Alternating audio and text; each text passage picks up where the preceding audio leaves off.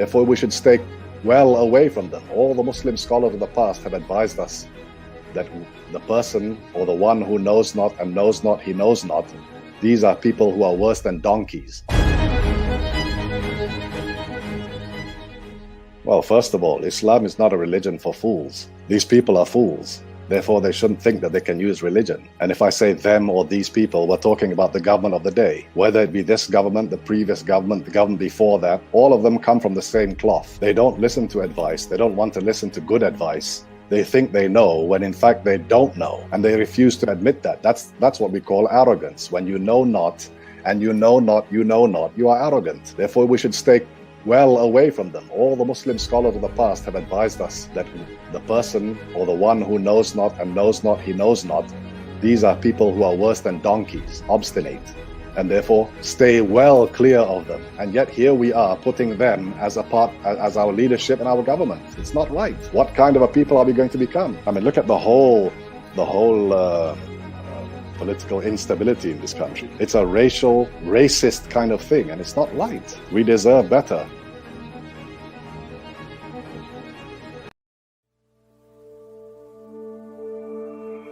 Dan Sajak sebagai seorang yang membesarkan mereka, memang Sajak rindu, of course,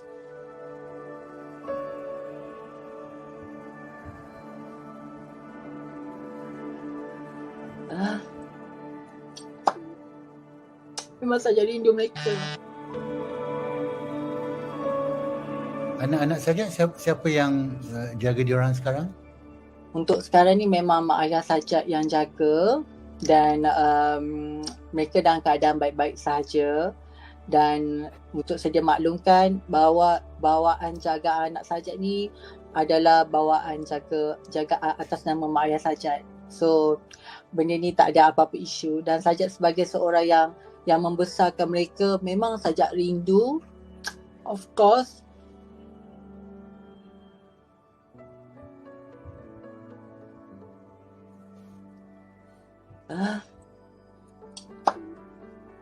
memang Sajak rindu mereka. Tapi Sajak tak boleh nak kata apa-apa. Sajak perlukan teruskan Sajak punya, orang kata apa tu, perjalanan Sajak. Biarlah mereka dalam keadaan selamat dekat sana bersama ibu ayah Sajak. Dan Sajak hanya di sini sentiasa memberi allowance pada mereka, untuk mereka teruskan kehidupan mereka.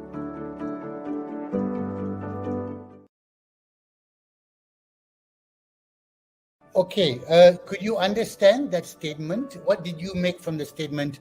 The party president is very upset with you. What did you take from that? What did it mean? That my days in the ministry are counted. This is one of the reasons why Tun Dr. Mahathir, before I received the email from him asking me to render back the position to him, because he was the one who appointed me at the position. And I have that. What was the problem? Okay, the problem with that program, the One Bestari Net and few other contracts with that specific company that was initiated since the days of our former Prime Minister, and who happened to be the president of my former party. It performed badly. And when their contract ended, they wanted to continue or to renew their contract, and based on the professional evaluation by professional bodies, by research teams, and by the leadership of Ministry of Education, with the advice of the Penasihat Undang-Undang of our ministry, we decided not to renew the contract.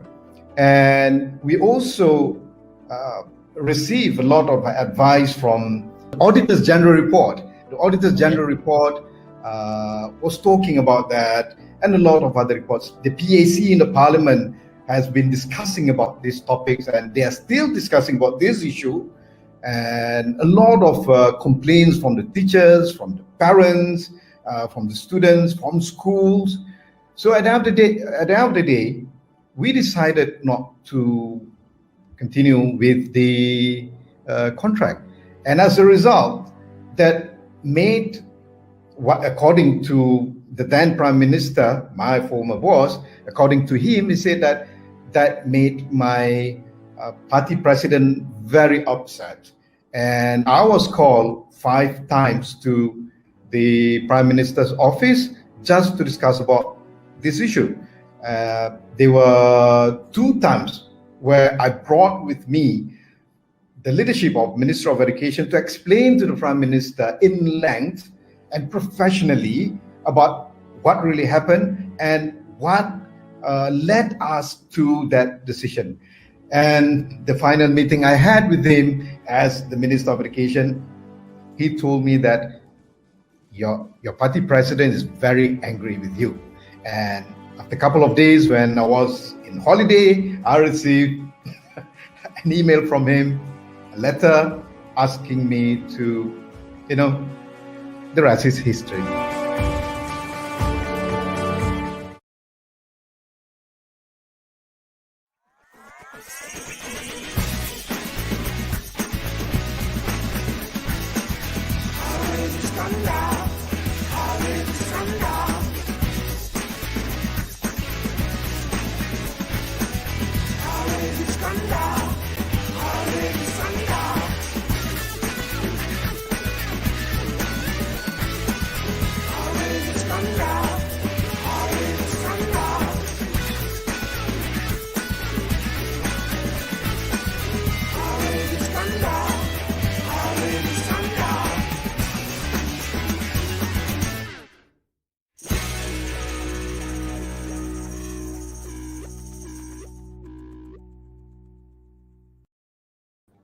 Assalamualaikum. Good evening, ladies and gentlemen, and welcome to another episode of What's Going On Malaysia. My name is Harith Iskandar, and I am the host, the practitioner, the guy behind the microphone. Although I do not have a microphone, I've got 2 little earpieces which work as microphones. But I'm here with you once again this evening, and we are going to have another wonderful conversation with another wonderful guest. I know I say that a lot. That's because all my guests are wonderful, and that's why I invite them, because I love great conversations. I hope everyone has been well. Good evening. Kam Karheng Fung, watching from BM, I guess Batu Metarjam, or Bahasa Malaysia, or Bahasa Melayu. By the way, when I was in school, it was called Bahasa Malaysia. Apparently, it's called Bahasa Melayu right now, and there's a big argument between some people, but I don't know. I tend to like to call it Bahasa Malaysia. That's just my opinion. But we're not here to talk about Bahasa Malaysia or Bahasa Melayu. We are here to talk about all things political, all things, I won't say controversial, but politics is often enshrined in controversy. Sean Chong says, good evening, Mr. Harith. Looking forward to tonight's show, and so am I, Sean. Absolutely, so am I. First of all, please, whoever is watching right now, if you're watching live, please take the time to share this live streaming. Hello and good evening, JJ Chua. If you're watching on YouTube, click share and share it onto a WhatsApp group that you are undoubtedly a member of. Share it to the biggest WhatsApp group you have and really, really irritate them, because that's what my friends like to do with me in our WhatsApp groups. And if you are listening or watching this after the fact, for example, it is now Monday night, 9 p.m. If you are listening on another day and another time, you are listening after the fact, or you're watching after the fact, welcome to the show. Thank you very much for clicking on this live stream. No longer live for you, but live as I speak. And thank you for watching, and thank you for sharing as well. Guys, keep commenting, because right now I'm very honored to bring into the studio my guest who I would like to use the word learned. I know people like to throw around the word, he's very learned, which sounds like a wrong way to pronounce learned. But Learned, basically, in my opinion, means someone with a lot of information, someone with a lot of knowledge, and most of all, someone with a lot of experience. So the gentleman coming into the studio, the gentleman who is my guest for tonight, it is my honor to be my guest tonight, is a former Malaysian politician. He was a member of Parliament of Malaysia from 1989 to 2013, and he was the transport minister in the ministry Malaysian Federal Cabinet from, I believe, from 2008 to 2010.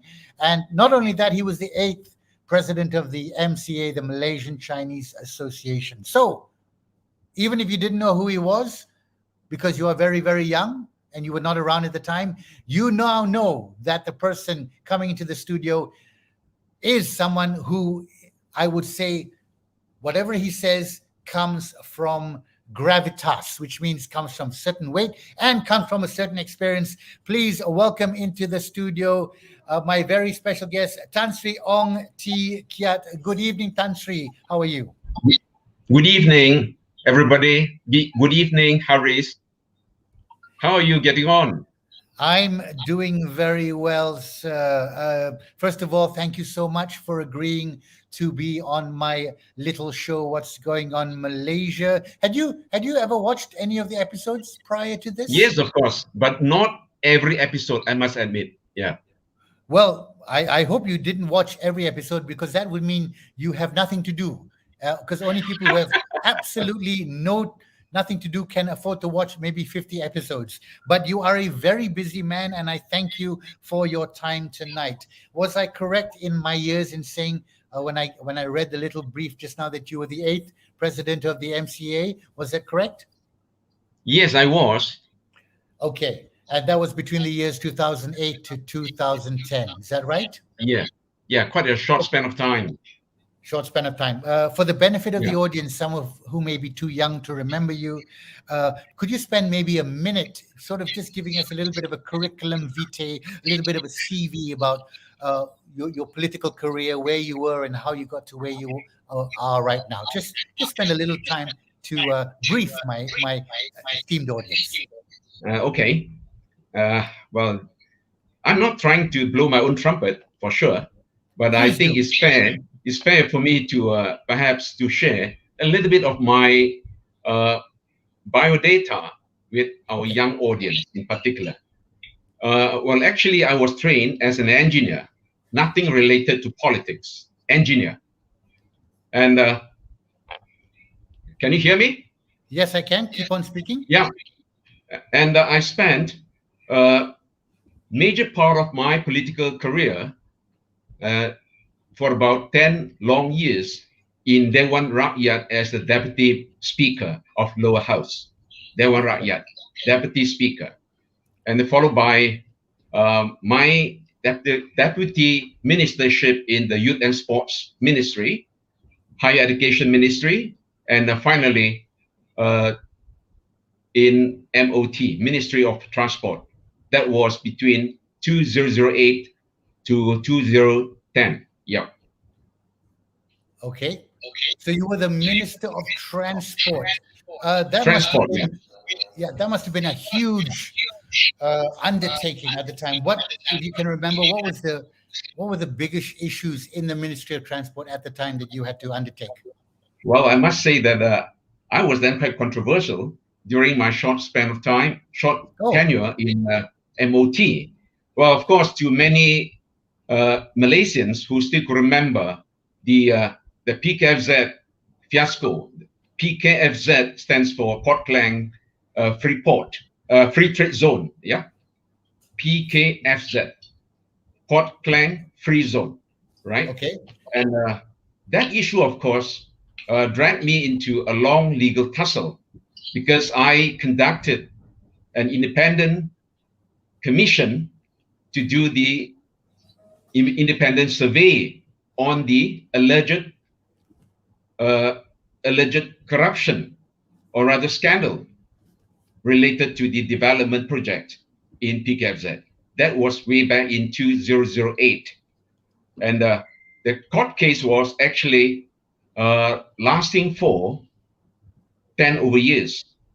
And that was really tiring, I must say that.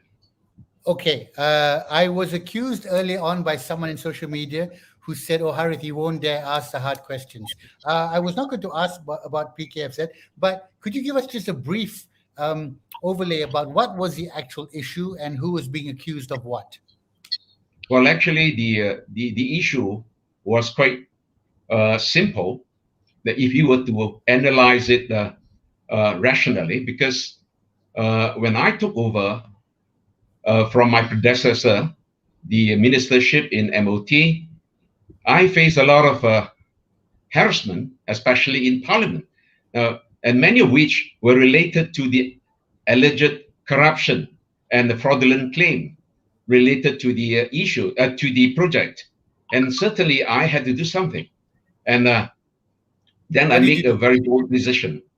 I make a bold decision by engaging an independent independent accounting firm to do the tariff investigation and tariff probe into the allegations. And then we came up with Okay. an independent report, of course. When I say independent, it simply means now that report was prepared by the accounting firm, unrelated to the government service. And I did not allow any parties to make any correction or to tamper with the contents of the report. That was the gist of the incident. And what happened? How did it all end up? And it ended up with a legal suit against me. Fortunately, I managed to come up clean from all this. That was really a protracted legal tussle that I could never forget. Yeah. Okay. All right. So that was in the past. Thank you very much for sharing your memory with us. Let us jump straight to the future. Tan Sri, do you keep abreast of current politics? Do you keep your finger on the pulse? Yes, sort of, but I choose not to get involved in any partisan bickering, because that is going to be very, very controversial. And I have had enough controversies in the past. I'm sure you have. Okay, I'm not going to press you for any particular issue.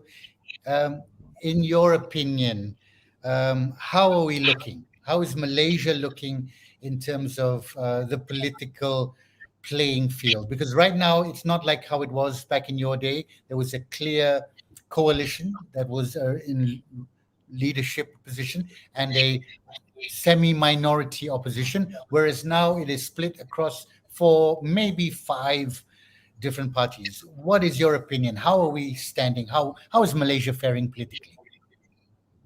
I have reasons to lament on the frequent realignment of forces in our political circle, and many a time I myself might get confused with who's who, and whether or not the same person is still in the same party, whether or not he's still having the same principle, if any, and many a time I've been proven wrong. Now, in my judgment, now simply because of the what you call the frequent occurrence of crossing the floor, right? Particularly, within the past 3 years, I must say that this has become increasingly rampant. Tan Sri, you are using words that are way too smooth, crossing the floor, and phrases like that. In the social media, they call it kata lah, leapfrogging. Well, of course, yeah, that is the what you call the favorite word to be used, kata, yeah. So you say you lament by that. What does it signal to you that in the last 3 years, this multitude of crossing the floor has happened? What does this signify to you? Well, in the first place, I think let us not forget that now all the elected representatives are given the title Yang Berhormat in Bahasa Malaysia, Yang Berhormat, the honorable. and they are supposed to represent the aspiration of the people. But the way I look at it, so far, the YBs or the Wakil Rakyat, they are more apt to be described or to be labeled as Wakil Parti.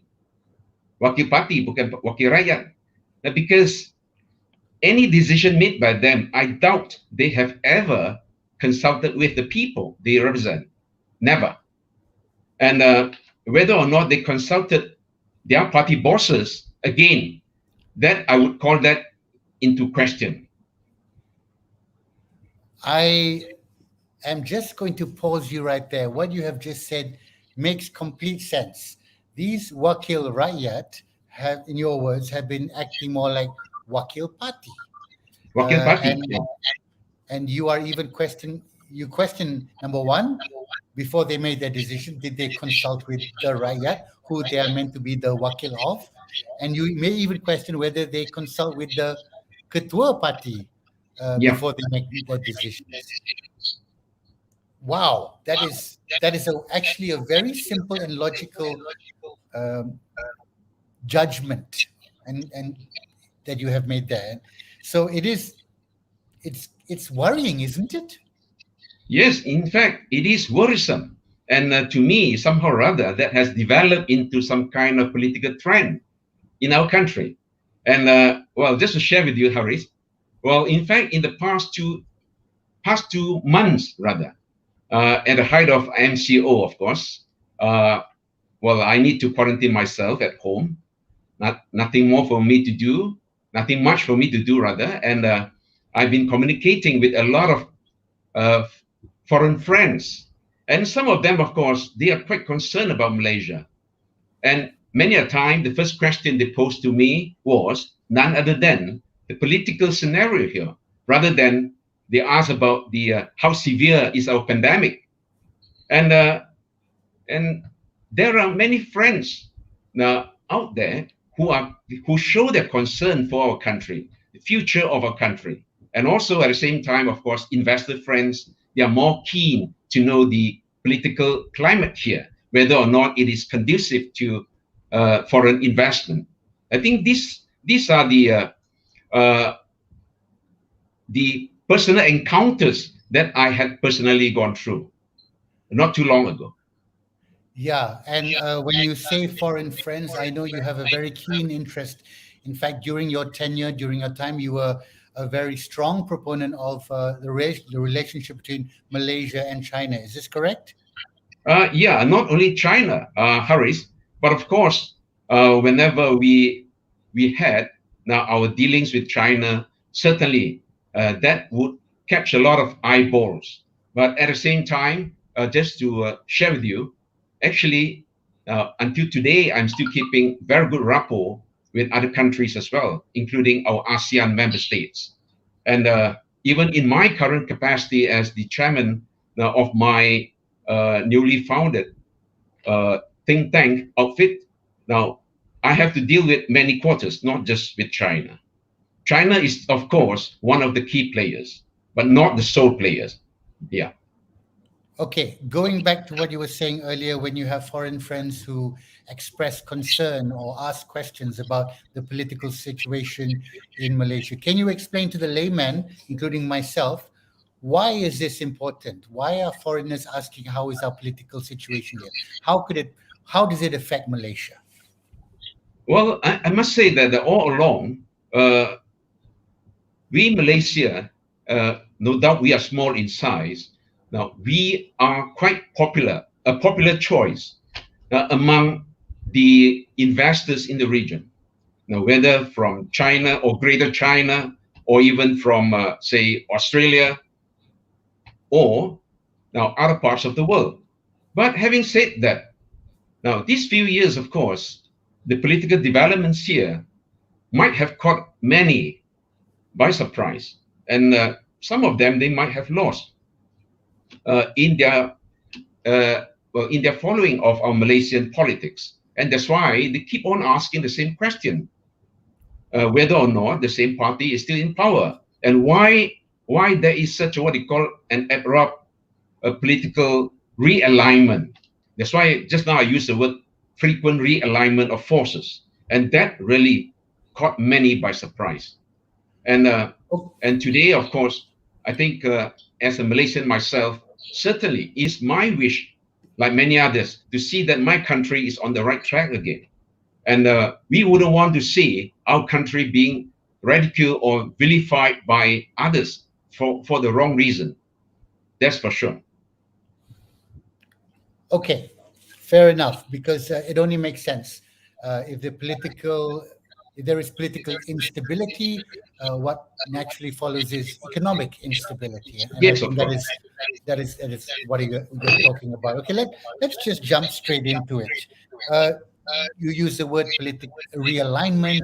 You use the word crossing the floor, and this is all. I thought it has come to a head, but I actually think it's just almost beginning in its nature. So, for example, this coming Saturday is election for the state government of Malacca. Are you following the progress there in any way? Yes, of course. I have been reading the political news related to the Melaka state election almost every day, every moment. But I must admit that I don't have the so-called first-hand information like what I used to have.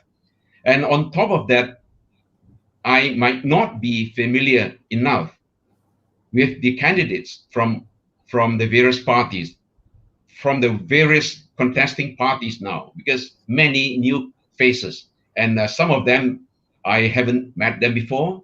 And of course, I'm still keen to hear from them what they have in mind, what are their ideals.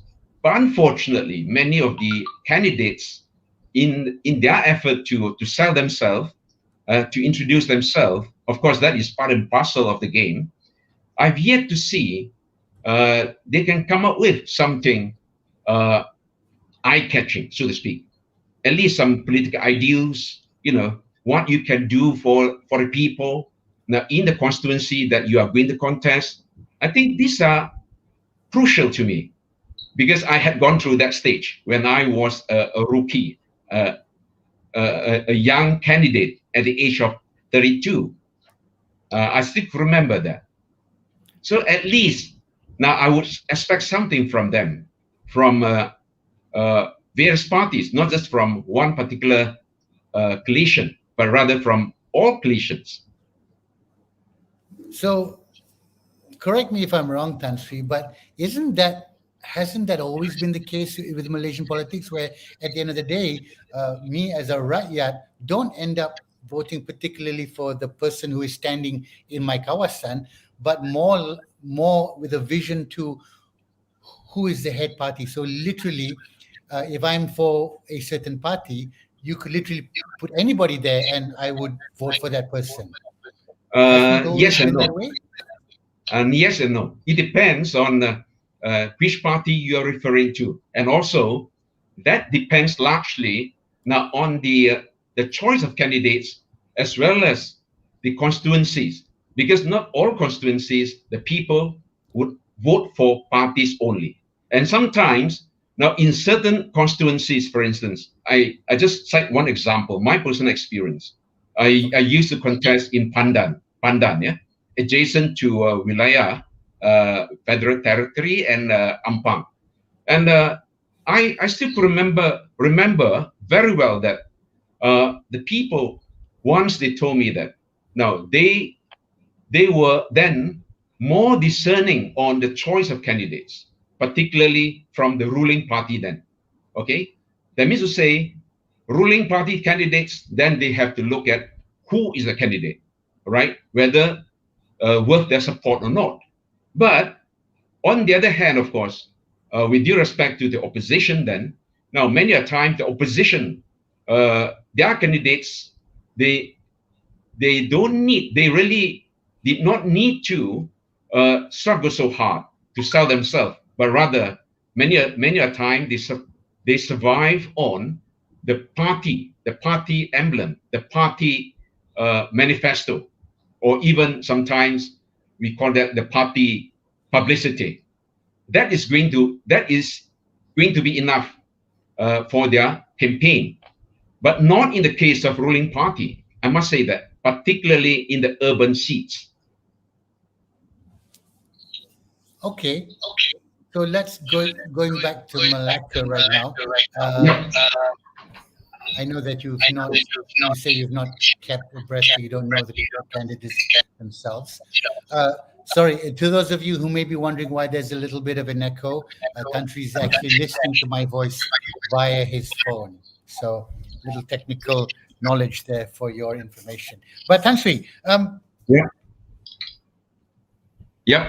I have an opinion, and I just want your thoughts on this opinion. My opinion is that the election in Malacca is not so much about Malacca, but I am keeping an eye on it because I think it might be representative of the rest of the country, i.e., whatever happens in Malacca may be a signal about what happens in the rest of the country, especially with the main general election supposedly coming up next year. What do you think? Do you have any thoughts of that? To a certain extent, I do agree that the Malacca state election would serve as a precursor to the forthcoming general election, which I believe is going to be held not too far from now. And by and large, so far from the ground feedback I gather, of course, I still have my feedback. I was quite surprised that many voters, Malays and non-Malays alike, many voters, they seem to have some kind of attitude. I would call that the lukewarm attitude. Now, as far as voting is concerned, that means to say, those who are not residing in their hometown, many of them, they are in KL or other parts of the peninsula, and they say they are not that keen. They are not that keen to rush back to their hometown, to their home constituency, to cast a vote. I mean, that kind of enthusiasm, the enthusiasm is no longer there. The zeal is no longer there. And this, of course, did happen before. That means to say, to a certain extent, the people, they might have harbored some kind of a reservation or some kind of passivity in their attitude. Yeah. Well, let me play devil's advocate.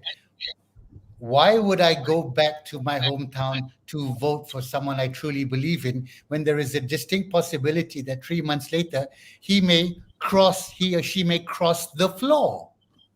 What do you have to say about that? Yes, thank you for using the word Country. Yeah. Well, I have to sing along with your tune. Yeah, so that is, to me, that is the disease, that is the kuman that is set in, where it is now putting doubt in the mind of a voter like myself. Yeah, I can travel during the endemic, go back, line up, take this vote, and then 6 months down the line, choo-choo, quang, quang, quang, boop, jumping here and there. So do you have any thoughts on how we fix this? Well, in fact, that reminds me of something interesting here. Of course, people have been talking about the anti-hopping laws, right? And that is no longer new, actually. As far as I'm concerned, easily 1 or 2 decades ago, we have been talking about that. But unfortunately, no party has ever put their foot down, right? Largely because lack of a political will, right? And again, now, the political parties, by and large, I think, they share some kind of norms. I call that norms. Now, when a particular proposed legislation suits their needs, they will support it. But when they come to the same position, let's say when a particular scenario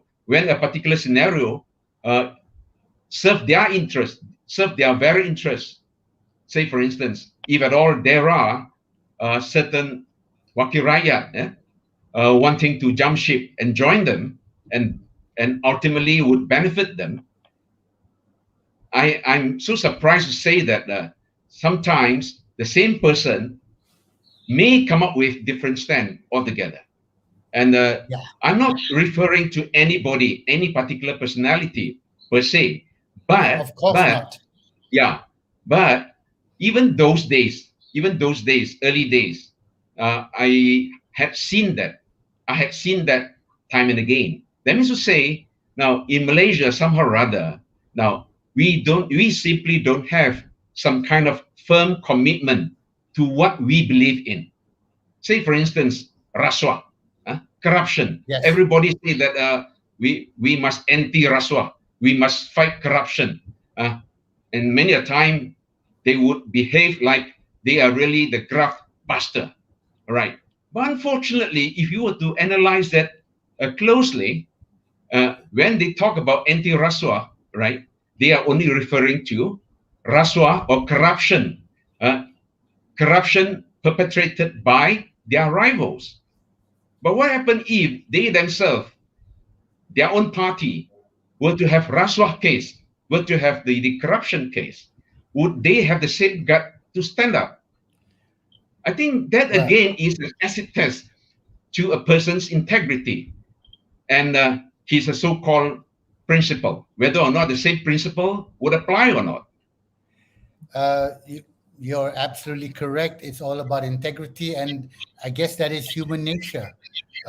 It's easy to point fingers and throw stones, and not so easy when stones are being thrown at you.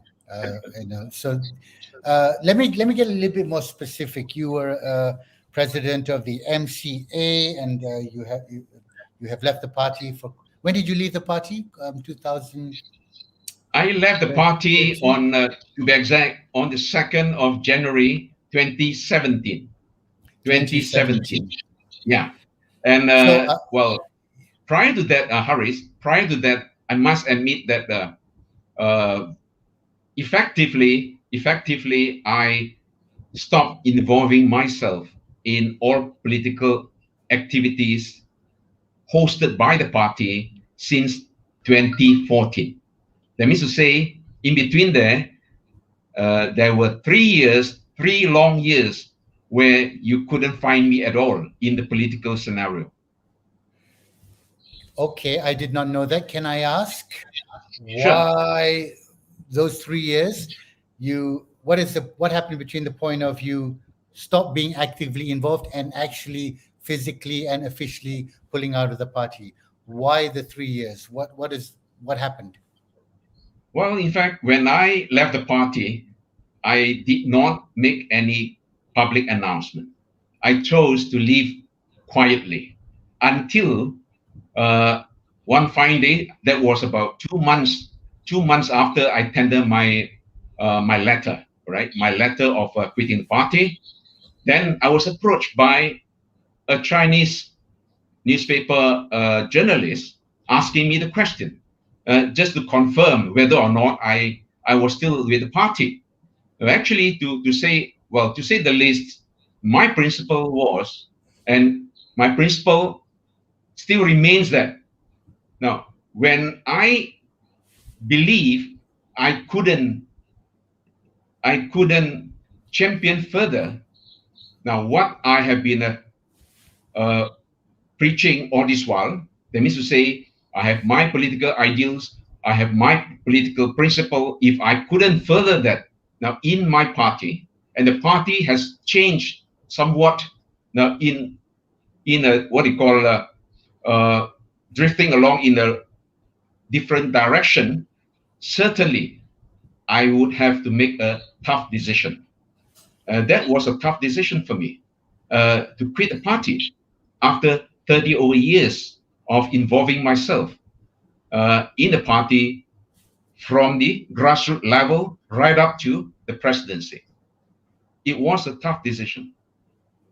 So 30 years from grassroots to presidency, and you make the tough decision to exit because you say that maybe the party direction was different.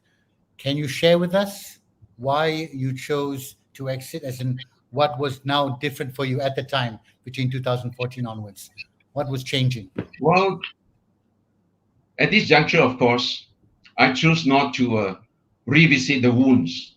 But suffice to say, now, a party, if at all you want to solicit support, now from the people, from the community that you claim to represent, first of all, of course, you need to uphold your integrity, and you need to have the pull factor. Pull factor meaning, you have your agenda of action. You have sufficient initiatives. Now that could really create value to the betterment of the community, and all this at that material time, sorry to say, was simply lacking. And when I noticed that there was no room for me for my political career development, then of course, the only way for me, the only option now for me was none other than calling it a quit. So you say that the vision or the direction was severely lacking, in your words, and you chose to quit, to exit the party. Yeah. But Harris, yes. Sorry for interruption. Carry on. But having said that, now one thing for sure I wouldn't want to do is I wouldn't like to ridicule the party that I once led, and certainly I know what went wrong with the machinery, but it wasn't correct for me to spill the beans, right, when I was no longer with the party. I think that is my basic principle. And until today, even when I make political commentaries, many a time I choose not to comment on MCA itself. Now, not because of anything, but rather because I think it is enough. And the party, whether for good or bad, now I hope that the current batch of leaders, they should have the wisdom, they should have the courage to take the bull by its horn, and they should be able to see things in a clear perspective to turn it around. I think these are the basic expectations, just like what people expected of me when I was the president. It's the same thing, right? And when we couldn't deliver due to whatever reasons, then perhaps we just call it a day. I respect that, your stand. It's like when you break off with an ex-girlfriend. It doesn't make sense to go around bad-mouthing her 5 years later. Yeah. Okay. Very apt. Yeah. Fair enough. So, once you left the party, did you feel, or do you feel today, that you still might have a voice, you still might have a stand that you might want to see be carried through? Meaning, I'm not saying join another political party, but is there something that you still need to achieve that has not been achieved? Yes. I still believe that I have my mission to complete. And of course, I wouldn't call that the perjuangan. Now, because to me, when we talk about perjuangan, particularly among the politicians, people will say, hey, are you saying that you still want to enjoy the perks of the public office? To me, that is not the issue. But rather, I still could remember before I make my political exit, way back in 2013, I was then quite actively involved in spearheading some social initiative, things like mobile clinic, visiting the underprivileged communities nationwide, not just within my constituency then. And all this actually are something dear to my heart. And I would still want to pursue that if at all I'm given an opportunity, right? Or perhaps something more than that, that to benefit the people, socially or even economically. Because at this juncture, I must say that now everybody is grappling with all the hardships, day-to-day hardships, particularly amid the pandemic. Yeah. Okay. Let me ask you from your point of wisdom. Let's talk about China. There were, especially when Pakistan came in, there was, a lot of projects that had already been organized with China were cancelled. There was a lot of hoo-ha, there was a lot of noise at the time, and then now also, there are two sides of the story. Some people say we should strengthen our ties with China. Some people are saying, no, China is too strong. China is taking over. What's your opinion, just from your point of view? Well, in the first place, I think that it would be it would be silly for us to say that when we have foreign investors coming on board to invest in our country, now we need to be wary of their so-called influence. We have to keep an eye now on these people, because they might have the opportunity or the platform to go more influential. I think we need to have the basic confidence in our own self, right? The investors coming in, of course, they want to make money. They want to have their economic returns, right? But if we were to keep a very skeptical attitude against them, then that reminds me of either our politicians, they are oversensitive, they don't have the confidence in our rakyat, so much so that they think that people coming in to exert their influence, and end of the day, now our people's future will be at stake.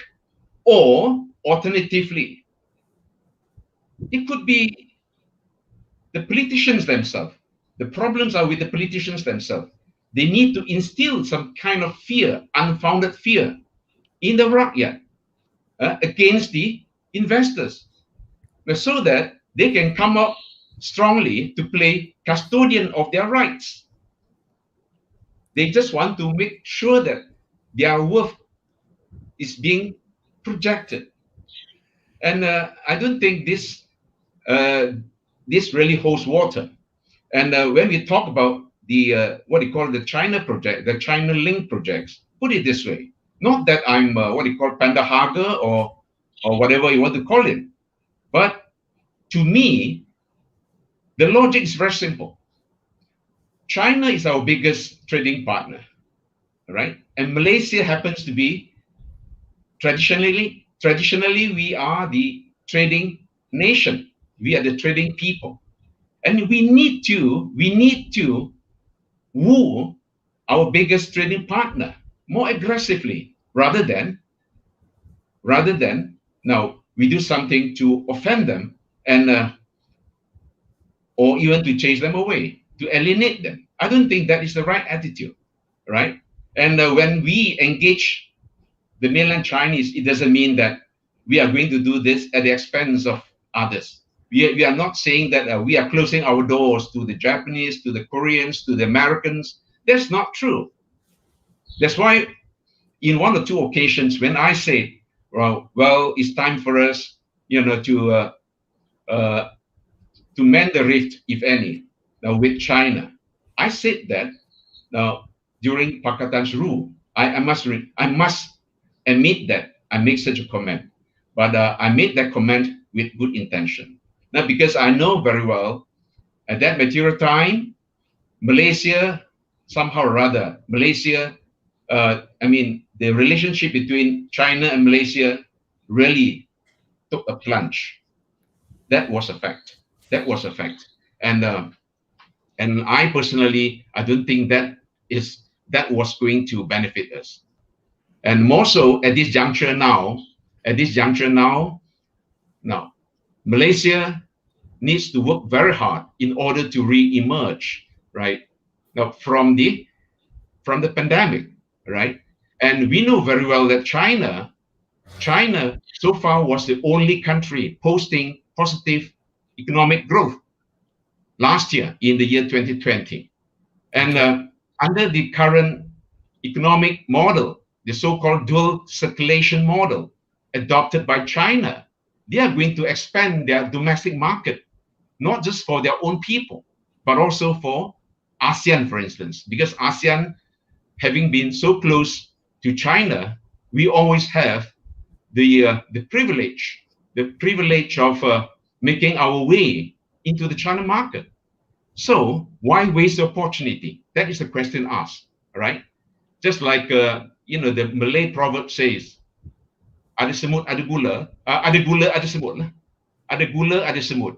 And then certainly, in this perspective, ada rezeki, kenalah pergi. And I don't see that there's anything for any parties to go half split. If we were to capitalize on the opportunities, the economic opportunities given by this dual circulation model of China. I think you have been very clear on your opinion about the relationship Malaysia has or should have with China, and you are obviously coming from the point of view is, yes, ada gula, as in the Chinese sugar. Why not? Let's go in there with our little somewhat whiskers and grab some of that gula. However, just to bring your attention, I actually caught sight of this headline in the Star recently, which reminded me of when I was younger, a new Cold War. Now, this article came out where, if I'm just going to read straight off there, the article, A New Cold War. So the AUKUS agreement very vividly shows that East Asia has become the focus of the United States' global security strategy. This was said by Professor Zhu Weng of Nanjing University, who was recently quoted in the New York Times. This happened September 15th.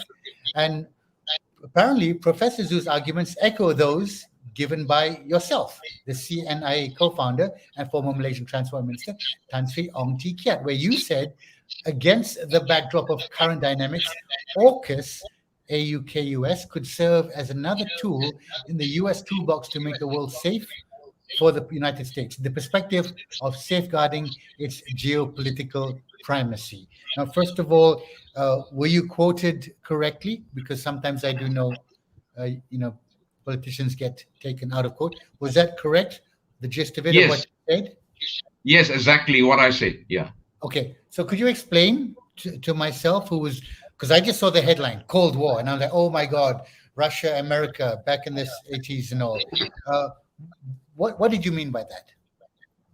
Well, when I said Cold War, well, I don't really mean that this is going to be a repetition of the first Cold War, right?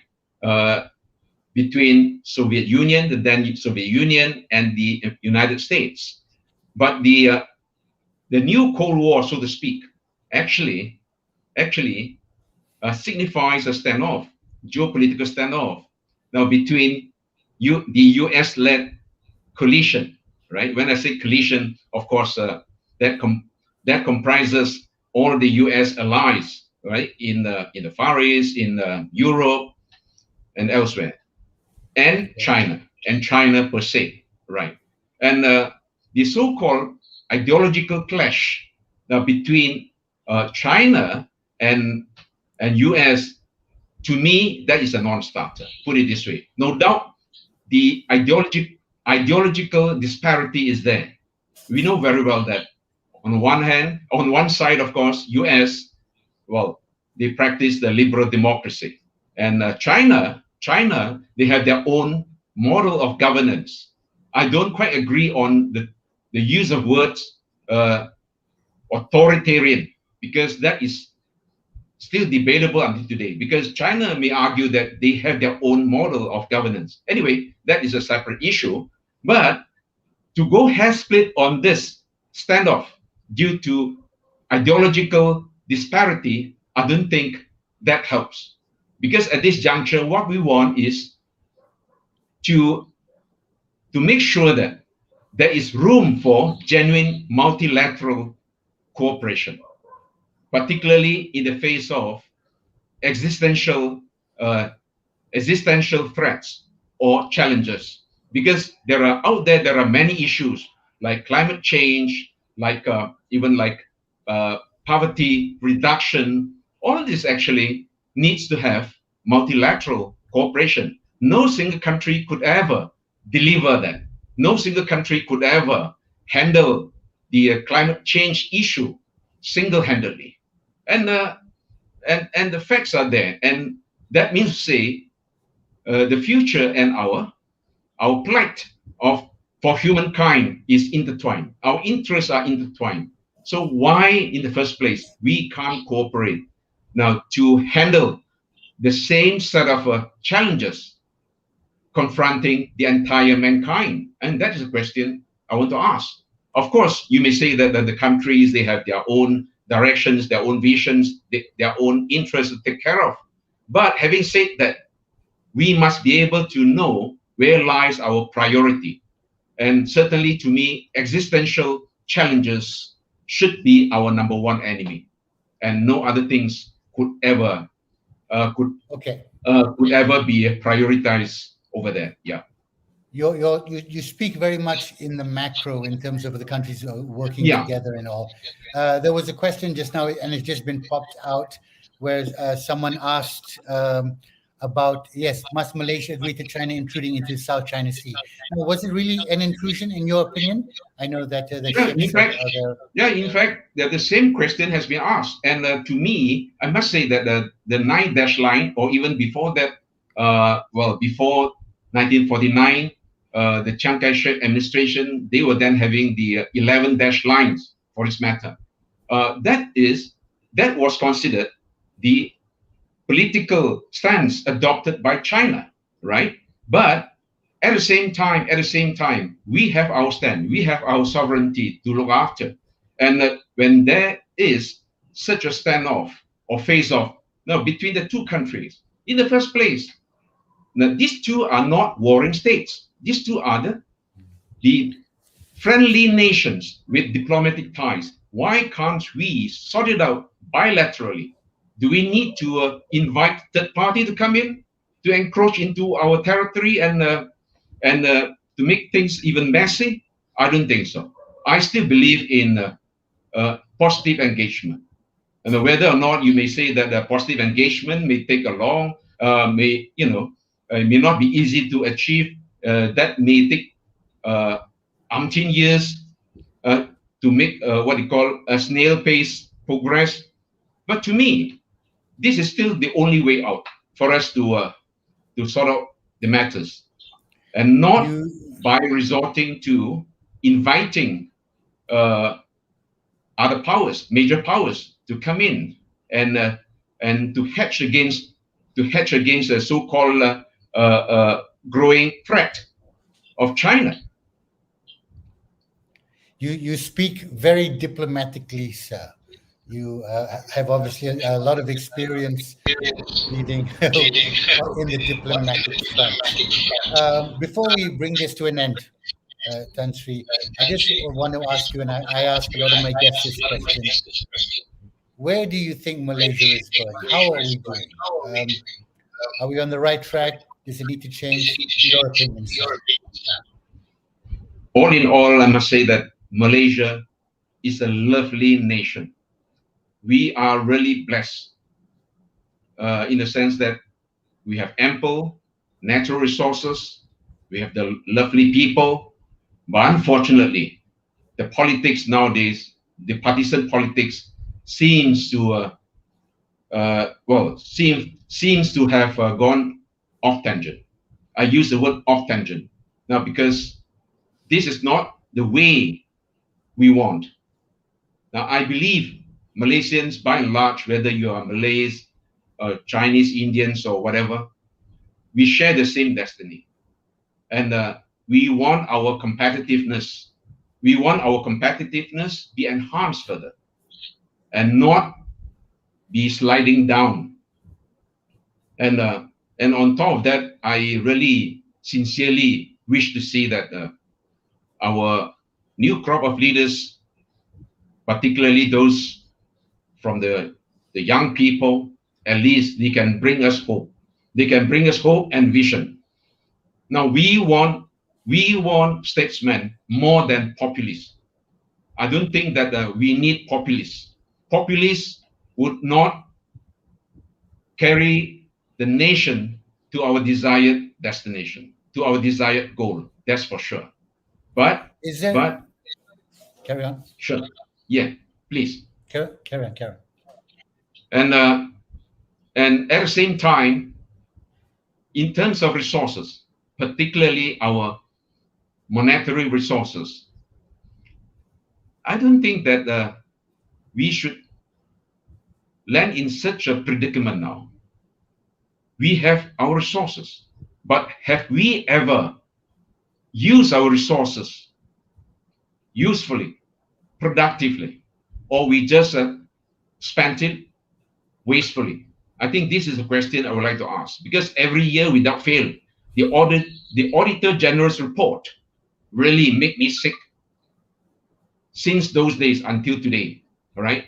And sometimes I'm just wondering, are we really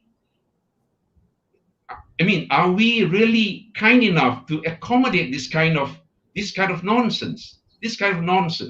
Because to me, anybody, even if you are the most tolerant people on earth, you shouldn't have tolerated such a nonsense. And the same old thing were to repeat time and again. The same old thing now would bleed the country profusely.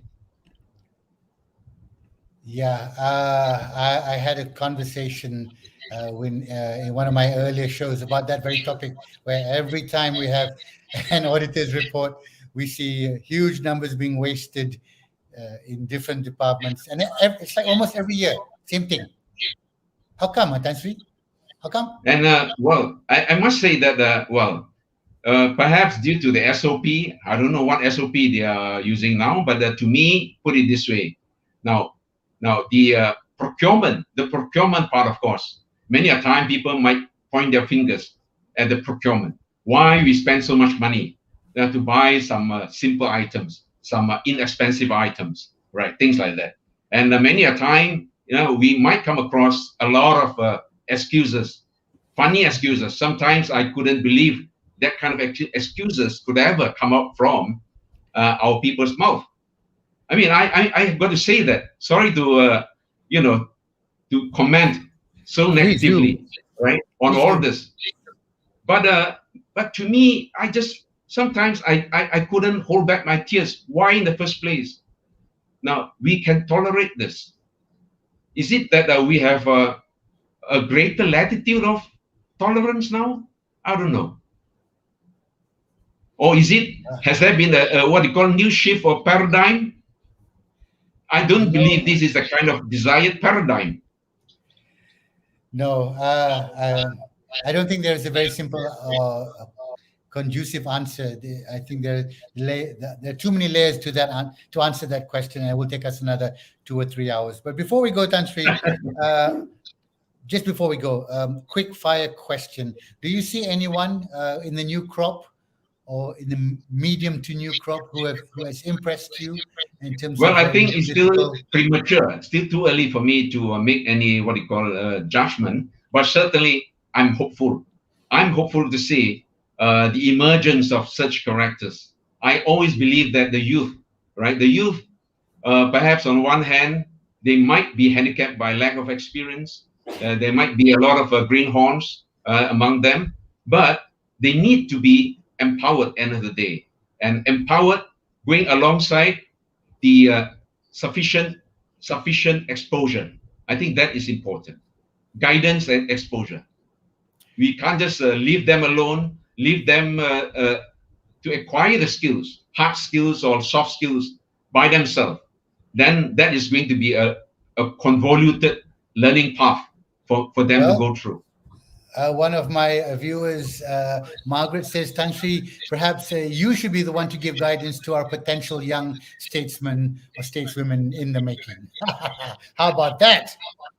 Well, in fact, I wouldn't rate myself as statesman or whatnot, but to me, now what is important is we need to have more lighted minds, and we need people like that now to at least to have the critical mass, right? Critical mass to propagate our ideals, and to share our experiences now with the young people. And many a time, our Malaysians until today, we are still very much confined by the partisanism. What I mean to say is they believe that only political parties can do that, and no other people, no other NGOs could ever do that. I don't think that is true, because we have yet to see the emergence of strong NGOs, strong civil societies, not influenced by any foreign interventionists. That I must say that very clearly. We need to have our homegrown NGOs helping our own people. On that note, I'm just going to end the conversation there, because who knows? I would say very, very soon you might see an emergence of one such NGO. I don't know, maybe I'm just talking off the top of my head. But Tan Sri, thank you so much for spending this time with us. I think it's been very, very valuable. I have learned a lot, and you have been very diplomatic, and I respect and honor that. Is there anything you'd like to say before you leave to the listeners, to the viewers? Anything you'd like to touch on? Yeah, just very briefly. Now, I sincerely wish to see that at this juncture, all of us, please, we follow the SOPs, and we have to stay safe and healthy. That is first and foremost, before we say we want to venture into this or that, right? To stay safe and healthy is of utmost importance. And I believe we can come up from the doldrum. That's for sure. Okay. Once again, thank you very much, Tan Sri Ong T. Keat, and I wish you all the best, and definitely we will catch up again very, very soon. Thank you, sir. Thank you so much. Thank you so much, Haris, and everybody online. Thank you. Okay, thank you. We'll say good night to Tan Sri right now. There you go, ladies and gentlemen. Tan Sri Ong T. Keat, 8th President of the MCA and former Transport Minister, sharing his insights and wisdom into what's going on in Malaysia. Just a couple of highlights. If you just caught the show towards the tail end, he was talking very much strongly about strengthening ties with China. Kalau ada gula, kenapa?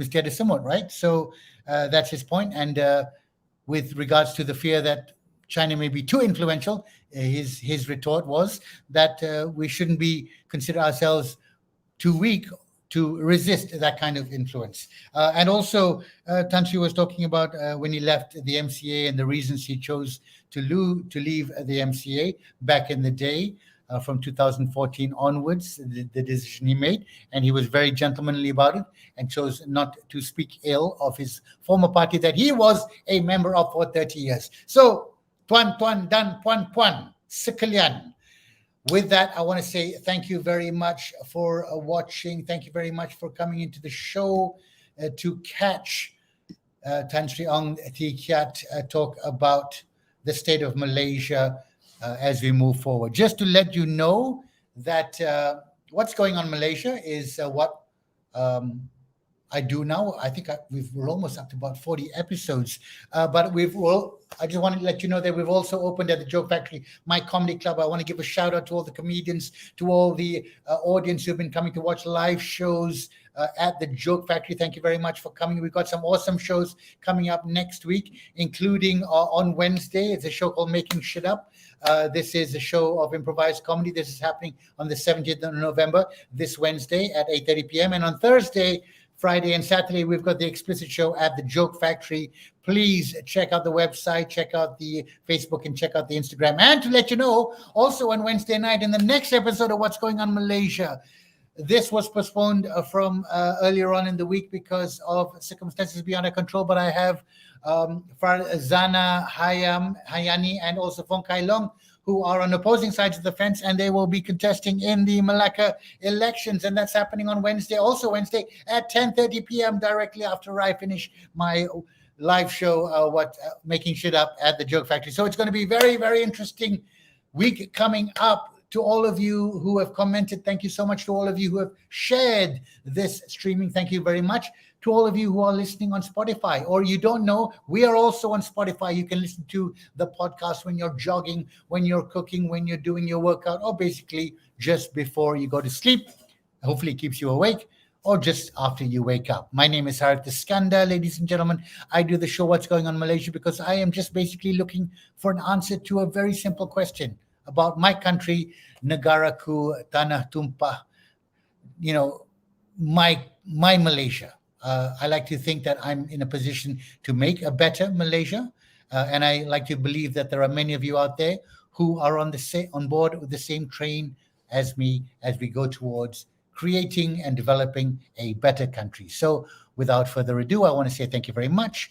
Thank you for watching. Thank you for sharing. Thank you for liking. Thank you for subscribing if you're watching on YouTube. And thank you for your time, your presence, your understanding, and most of all, thank you for your kindness. Terima kasih. Assalamualaikum. My name is Auditor General, and I will end the broadcast